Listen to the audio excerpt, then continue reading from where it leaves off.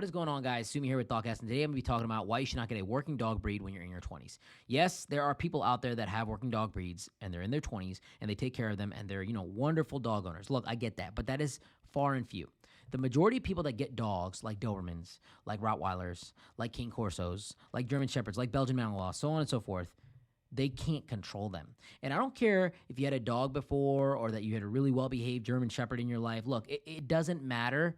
These are working dogs. And so I say this with a lot of passion because I see so many people go pick up a really cute German Shepherd puppy from the breeder, whatever it might be, and they bring this dog home not realizing it's going to be a 70, 80, 90, 100-pound animal that's going to need exercise, love, attention, stimulation, and obviously food every single day.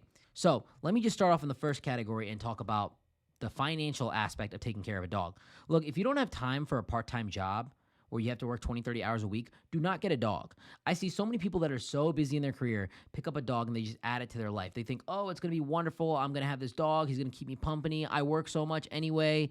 Look, I really need a companion in my life. Look, it's not worth it. It's not for you. It's not going to make your life easier. It's going to make your life a hell.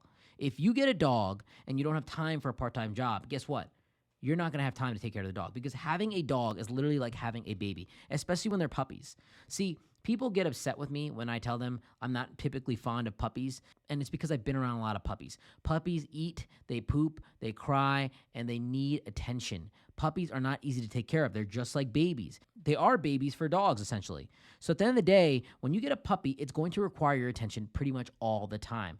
And when I had my dog, I spent every single waking hour of the day taking care of my dog. That's why my dog is so well behaved now. My dog is super easy to take care of. For those of you who don't know, I have a Rottweiler, and it's a huge Rottweiler. I have a 130-pound German Rott. He's a huge dog. He's very well behaved. He's very well trained. But this is a killing machine. You've got to understand that Rottweilers, at the end of the day, are guard dogs, and they need to be controlled. And there are certain things that piss him off. There's certain things that tick him off, not towards me, but towards things in the population. When people are running fast, when there's some abnormal activity that he considers abnormal, which may be very normal to us, my dog gets upset. And I have to know what his psychological cues and triggers are in order for me to be a good dog owner. Because the last thing I want is my dog attacking someone or hurting someone or being put in a situation with me and myself to, cause me to not have the dog anymore.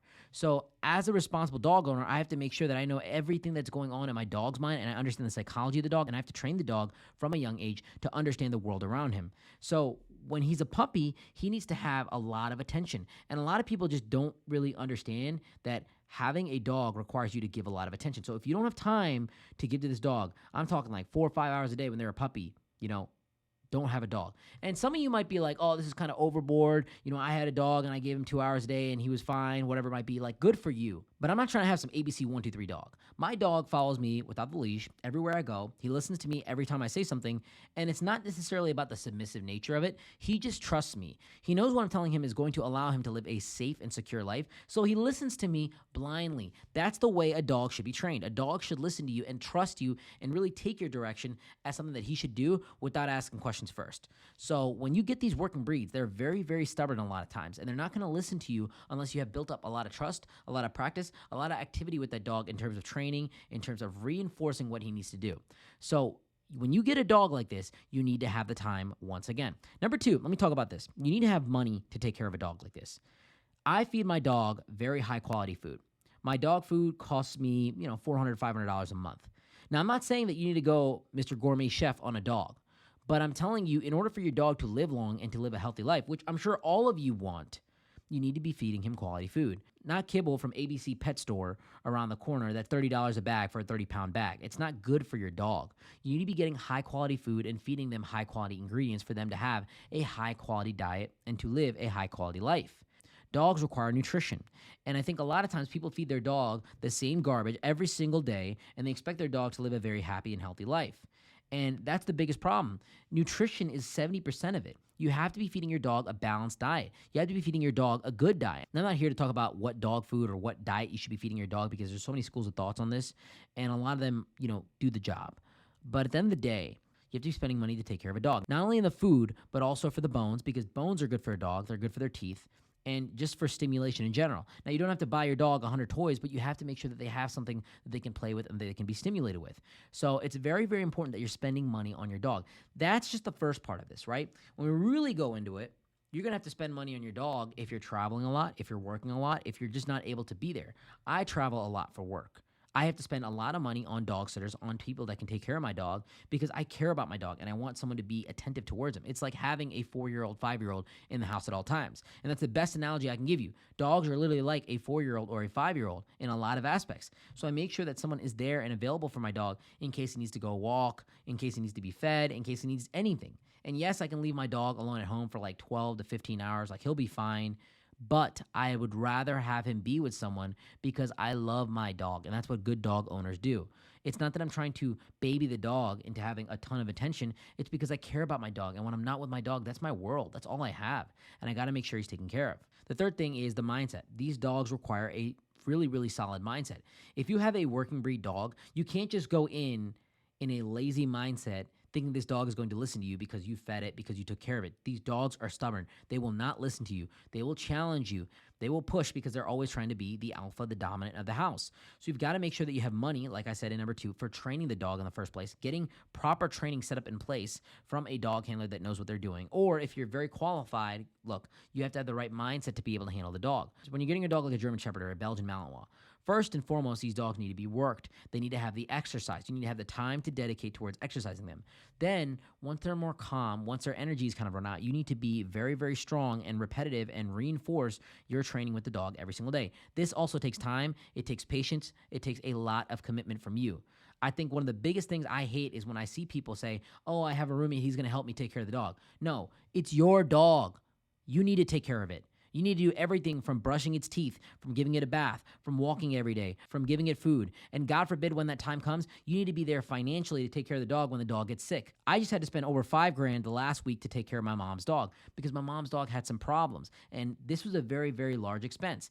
Most people can't afford this amount of money. Most people don't have that money saved up to be able to take their dog to the vet and really go through emergency surgery. And this is what I'm telling you guys. When you have a life on your hands, you have to be prepared not only in the emotional aspect, but the financial aspect to take care of it. While dog vet bills don't go over $100,000 in typical nature, some of them do go up towards the $10,000, $12,000, $20,000 limit when your dog gets very old and they need surgery. It's up to you to be there financially for your animal, and it's a responsibility that you're taking on. I understand there's a lot of good sentiments into taking a dog from a shelter and rescuing them and providing them a better life. Yes, that is a part of it. But at the same time, when the dog gets older, you have to be there to take care of their health problems because just like anything else in the world, they get sick, they get old, and they eventually pass away. And you need to be there to make sure that you can take care of that dog.